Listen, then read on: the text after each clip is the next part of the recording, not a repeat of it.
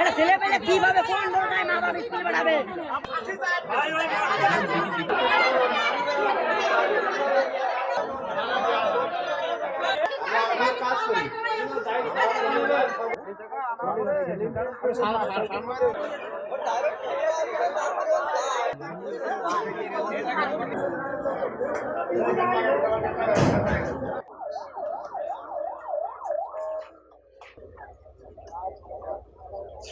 আমাদের মেয়েটা আছে স্কুলে এসে প্রতিদিন ওরা টাকা পয়সা দেয় ঝাড় জোর দেওয়ার জন্য। ও ভাবে যে স্যারে আমার ভালোবেসে বলতেছে, ও ঝাড় জোর দেয়। দেওয়ার পরে ওরা এক একশো টাকা প্রস্তাব দেয়। ও কালকে ওরকম ওরা যেই করেছে, ওরা বাথরুমে ডাকেছে, ও বাথরুমে যেই গেছে ওরা জড়াই ধরেছে। ও বাড়ি যাই ও কাইন্দে মাইন্দে ভয়তে মানে আর স্কুলে আসে না, ভাতও খাওয়া বন্ধ করে দিয়েছে ওই স্যারের জন্য।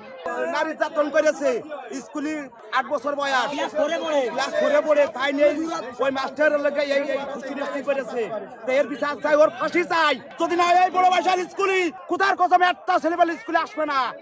ওই স্যারে ও টাকা দেয়, দিয়ে বলে তোর বৃত্তি পাবো, তোর এ করবো ও করবো, এগুলো লোভ দেখায়।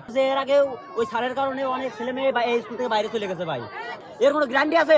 মা বাপ কোন আশায় স্কুলে পাঠাবে তাদের? মেয়েটা যখন কি বলেছে, তাহলে আমি মেয়েটার কাছে যাই, দেখি। আমি ওকে থামাই দিয়ে আমি এখানে আমি ওই সদস্য বললাম ঠিক আছে আমি দেখছি, যে তদন্ত করে দেখবো বলে আমি মেয়েটার বাড়ি গেছি। যে আমার সদস্যদের সাথে কথা বলেছি, সদস্যরা বললো যে এখনই মিটিং ডাকতে হবে, বেলা 10টা এখনই মিটিং ডাকতে হবে ম্যানেজিং কমিটি। আমি সভাপতি সহ অন্যান্য ম্যানেজিং কমিটির সদস্যদের ফোন দিয়ে কাউকে পাচ্ছি না, অসময় তখন। এখন 11টা বেজে গেল, প্রায় 10টা-11টা বেজে যাচ্ছে, এখন তার সম্ভব নয়। তাহলে আগামীকাল বেলা 10টায় মিটিং হবে। আমি আমার ঊর্ধ্বতন কর্তৃপক্ষকে জানাচ্ছি, তারা থাকবে, আমার ম্যানেজিং কমিটি থাকবে, থেকে সে দোষী হলে অবশ্যই তার বিচার হবে। স্যার আমার মুখে উত্থাপন করলেন যে একটু সমস্যা হয়েছে, তুমি কি কোনো একটা মেয়ে কিছু বলছো? আমি শুনেই মনে করেন যে আমি কি বলছি স্যার মানছি। আমি বলছি তো বাদ দিয়ে একটু চর্চা করে দেওয়া হয় না, তা তুমি কোন মেয়ের গায়ে দিয়েছো? কোন মেয়ের গায়ে দিয়েছি? গায়ে আচ্ছা অরিজিনালি যে মেয়েটার গায়ে তারা বলতেছে এরকম, তারা আমার কাছে বললো যে তারা বিভিন্ন লোকজন বিচার করেছে, কিন্তু এই গ্রামের রামচন্দ্রপুর লোকজন সব আমার ফোন দিচ্ছে, একসাথে বলতেছে যে তাদের বসাচ্ছে একটা ঝামেলা সৃষ্টি করে। তা আমি বললাম স্যার আমি কী করেছি যেটা ঝামেলা সৃষ্টি করে? তারপর হেড স্যার আমি বললাম স্যার যেহেতু একটা প্রেস্টিজের ব্যাপার, আমি কী করেছি কি না করেছি আমার যদি একটা কথা ওঠে আমার মান সম্মান দেখার এমন থাকবে না। আপনি ওদের বাড়ি স্যার হেড স্যার তার বাড়ি গেছে, বাড়িতে তাদের বলেছে যে স্যার এসে যেতে বললেন যে আমি বলেছি তাদের আমরা ম্যানেজিং কমিটি নিয়ে বলবো, আমাদের উদ্যোগ কর্তৃপক্ষের সাথে বলবো, কথা বলে যদি অপরাধ হয় আমরা সেই অনুযায়ী বিচার করি। এই কথা বলতে বলতেই 10-12 জন অফিসে ঢুকি আমার এলো কথা বিভাগ লাগতেছে। ওই যে আমার জামাটা ওখানে আছে, জামাটা ছিঁড়ে তন্দ হয়েছে। স্কুলে তো আসলাম, এসে তো গার্জিয়ানের সাথে কথা বললাম, শিক্ষকের সাথে কথা বললাম। এখন যেটা উনি যদি দোষী হন, বাচ্চার কথাও শুনছি, তাহলে সেটা তদন্তপূর্বক প্রয়োজনীয় আইনগত ব্যবস্থা গ্রহণ করা হবে। আমাদের ঊর্ধ্বতন কর্তৃপক্ষকে অবগত করেছে, ওনারাও জানেন বিষয়টা। এখন ওনারা যদি লিখিত অভিযোগ দেন, সে অনুযায়ী আইনগত ব্যবস্থা নেওয়া হবে।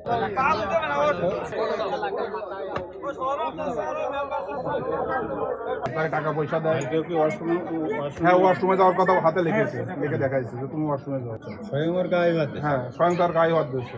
এবং আরও একটা মেয়েকে সপ্তাহখানিক আগে নাকি মেয়েটা ওয়াশরুমে যাচ্ছে, সেই স্যার নাকি তার পাস দিয়েছে। আচ্ছা এখন শোনেন, এখন আপনারা কি চাচ্ছেন? আমরা বিচার চাচ্ছেন। এখন শোনেন, আপনারা সবাই তো একসাথে ইয়ে করলে হবে না। আপনারা ওই যে মেয়ের মা আছে না, মেয়ের বাবা মা আছে, মেয়ের কাকা, তাহলে আপনারা শোনেন, এইটা যদি সত্য হয়, এটা আপনার সত্য, আপনাদের লিখিত একটা লিখিত লাগবে আপনাদের, সেটা একটু করে দেন, দিলে আমরা আজকেই ব্যবস্থা নেব।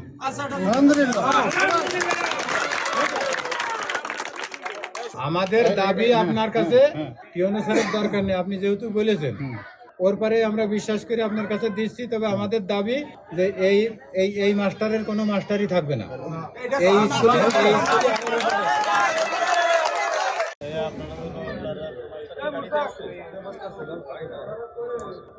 আপনারা একটু সাইড দেন। হ্যাঁ প্লিজ আপনারা একটু করে দাও।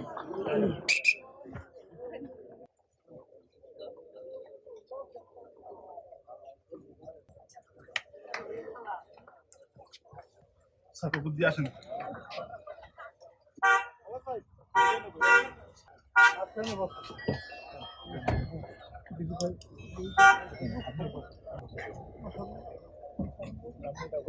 আমি ফারুক ভাই